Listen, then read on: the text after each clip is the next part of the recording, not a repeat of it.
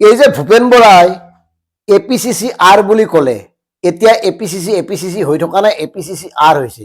এই আৰটো কাক বুজাইছে? আৰটো ৰকিবুল হুছেইনক বুজাইছে। সকলোৱে বুজিছে, কিন্তু ভূপেন বৰাই কথাটো অকমান বেলেগ ধৰণে কৈছে আৰু উজ্জ্বল ৰাখিছে। এতিয়া এই ৰকিবুল সঁচাকৈ APCCৰ সৰ্বেসৰ্বা নেকি, বা ৰকিবুল হুছেইনেই গোটেই অথন্তৰৰ কাৰণ নেকি? কথাটো কিন্তু মিছা নহয়। মানে সব একে, ভূপেন বৰাও একে, ৰকিবুল হুছেইনো একে, মানে প্ৰত্যেকেই ধুৰন্ধৰ, কোনোবা এক কোনোবা ধুৰন্ধৰ দুই। গতিকে এতিয়া স্পষ্ট কথাটো হ'ল, ৰকিবুল হুছেইনে তেওঁৰ হাতত থকা মুখ্যমন্ত্ৰীৰ সেউজীয়া ফাইলটো খুলিব লাগে। এতিয়া যদি নুখুলে কেতিয়া খুলিব? চাওক, ৰকিবুল হুছেইনে এই ফাইলটো লগত লৈ ফুৰে আৰু মাজে মাজে সংবাদ মাধ্যমক দেখুৱাই কয় যে এইটো খুলিলে হিমন্ত ৰক্ষা নাই। কেতিয়া খুলিব? এতিয়াই যদি নুখুলে মানে কি? এই মানেটোৰ আঁৰত আছে গোটেইবোৰ কথা, আৰু গোটেইবোৰেই ডক্টৰ হিমন্ত বিশ্ব শৰ্মা ডাঙৰীয়াৰ হাতৰ পুতলা। সি ৰকিবুল হুছেইনেই হওক, ভূপেন বৰাই হওক, প্ৰদ্যুৎ বৰদলৈয়ে হওক, ৰেকিবুদ্দিন আহমেদে হওক, নন্দিতা দাসেই হওক, থেৰ লিষ্টখন দীঘলীয়া, আগতেও কৈছো। গতিকে এওঁলোকক নিয়ন্ত্ৰণ কৰি আছে হিমন্ত বিশ্ব শৰ্মা ডাঙৰীয়াই। আৰু আমি বুজিম যদি এতিয়া এই পৰিৱেশতো ৰকিবুল হুছেইনে সেই ফাইলটো নুখুলে, নিশ্চয় তাত একো বৰ বিশেষ নাই। হিমন্ত বিশ্ব শৰ্মাৰ ইংগিততহে এই কথাবোৰ কৰি আছে। কাৰণ ৰকিবুল হুছেইনৰ দিনতে আটাইতকৈ গড় হত্যা হৈছিল, এই কথাটো প্ৰত্যেকেই কয়। গড় হত্যাকাৰী বুলি কয় ৰকিবুল হুছেইনক একাংশ নেতাই। ৰকিবুল হুছেইনৰ বিৰুদ্ধে একাধিক অভিযোগ আছে তেওঁৰ ঘৰ দুৱাৰ সা সম্পত্তিক লৈ।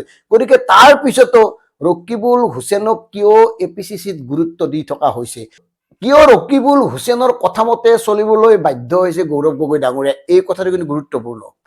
আৰু মন কৰক, মানে ভূপেন বৰাই কৈছে তেওঁৰ স্বাভিমান আছে, আত্মসন্মান আছে। 32 বছৰ স্বাভিমান নাছিল নেকি? মানে 32 বছৰ আপোনাৰ মেৰুদণ্ডডাল বেকা হৈয়ে আছিল, এতিয়াই চিন্তা কৰিলে যে আপোনাৰ মেৰুদণ্ডডাল বেকা, গতিকে বেকা হৈ থাকিব নোৱাৰে। 32 বছৰ পিছত এই অনুভৱ কিয়? মানে এওঁলোক সঁচাই 2 নম্বৰী। গতিকে এই 2 নম্বৰী মানুহখিনিৰ পাল্লাত পৰি অসমৰ সাধাৰণ জনতাৰ নগুৰ নাগতি হৈছে, ভোটাৰসকল সন্দিহান হৈ পৰিছে। এওঁলোকৰ ধান্দা ঠিকেই আছে, ৰাজপাট দখল ক্ষমতাত থাকিব লাগে, লাভবিলাক কৰি চলিব লাগে, সা সম্পত্তি গটাব লাগে, বাকী সাধাৰণ জনতাক মূৰ্খ বনাব লাগে, এয়াই নাটক। গতিকে DKPৰ ভিতৰত স্পষ্ট কথা, এই নাটক কৰা অভিনেতাসকলৰ মুখাবোৰ আমি খুলিব লাগে। গতিকে সেইকাৰণে ৰকিবুল হুছেইনক কৈছো, পাৰে যদি খোলক, দম আছে যদি, সাহস আছে যদি, যদিহে আপুনি হিমন্ত বিশ্ব শৰ্মা ডাঙৰীয়াৰ এজেণ্ট নহয়। আৰু এইখিনিতে আমি গৌৰৱ গগৈক এটা বিনামূলীয়া পৰামৰ্শ দিব খুজিছো। মাজে সময়ে যে চৰ্চা চলি থাকে আপোনালোকৰ দলত বিজেপিৰ এজেণ্ট আছে, আপোনালোকেও জানে, এই এজেণ্টবোৰক উলিয়াই দিয়ক। কিয় ৰকিবুল হুছেইনক ক'ব পৰা নাই আপুনি নালাগে বহক, হ'ব আৰু আপুনি বেলেগক এৰি দিয়ক? কিয় ৰিপুন বৰাক আকৌ আকলি ল'লে? কিয় প্ৰদ্যুৎ বৰদলৈক ইমান গুৰুত্ব দিয়ে? আৰু আমি আজিয়ে কৈছো, যদিহে মাৰ্ঘেৰিটাত প্ৰদ্যুৎ বৰদলৈৰ পুত্ৰ প্ৰতীক বৰদলৈয়ে টিকট নাপায়, প্ৰতীক বৰদলৈ নহলে দেউতাক বিজেপিত যাব, লিখি ৰাখক অনাগত সময়ত। মুখ্যমন্ত্ৰী ডাঙৰীয়াই ঠিকে কৈছে, 29লৈকে চাবই নালাগে, তাৰ পূৰ্বে যাব যদিহে অংকবোৰ নিমিলে। এওঁলোকৰ মূল ধান্দা হ'ল অংক, অংকটোৱে মেইন, বাকী বাদ দিয়ক সাধাৰণ জনতাৰ কথা। এনেই কয় জনতাৰ কথা, সংবাদ মাধ্যমৰ আগত সাধাৰণ ৰাইজৰ কথা এনেই কয়। ৰাইজ কোনখিনি ৰাইজে তেওঁলোকক গুৰুত্ব দিয়ে, সেই ৰাইজখিনি কিন্তু বিচাৰি নাপায়। গতিকে এইসকল নেতাক উলিয়াই দি নতুনকৈ গঠন কৰক কংগ্ৰেছটো, যদি পাৰে। অকমান সময় লাগিব, কঠিন হ'ব, কিন্তু অসম্ভৱ নহ'ব। এনেকে যদি থাকে মানে অসমৰ যিটো ৰাজনীতিৰ মূল্যবোধ সম্পূৰ্ণ নোহোৱা হৈ যাব।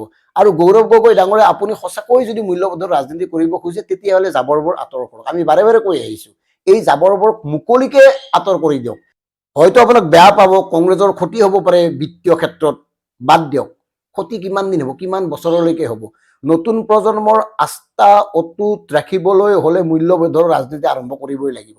কোনোবা নহয় কোনোবাই ইয়াৰ আৰম্ভণি কৰিব লাগিব। যিহেতুকে আপুনি এগৰাকী উচ্চ শিক্ষিত ব্যক্তি, আপোনাৰ দক্ষতা যোগ্যতা বিচক্ষণতা আছে, ৰাষ্ট্ৰীয় পৰ্যায়ত আপুনি সুনাম অৰ্জন কৰিবলৈ সক্ষম হৈছে, গতিকে ইয়াৰ নেতৃত্ব আপুনি লওক। প্ৰত্যাহ্বান আহিব, প্ৰত্যাহ্বান থাকিবই। আজি এই ফলাফল আশা কৰি লাভ নাই, অনাগত সময়ৰ কথা ভাবি এই কথাবোৰ যদি কৰে তেতিয়াই কিবা এটা হ'ব, নহলে ফুচ একো নহ'ব।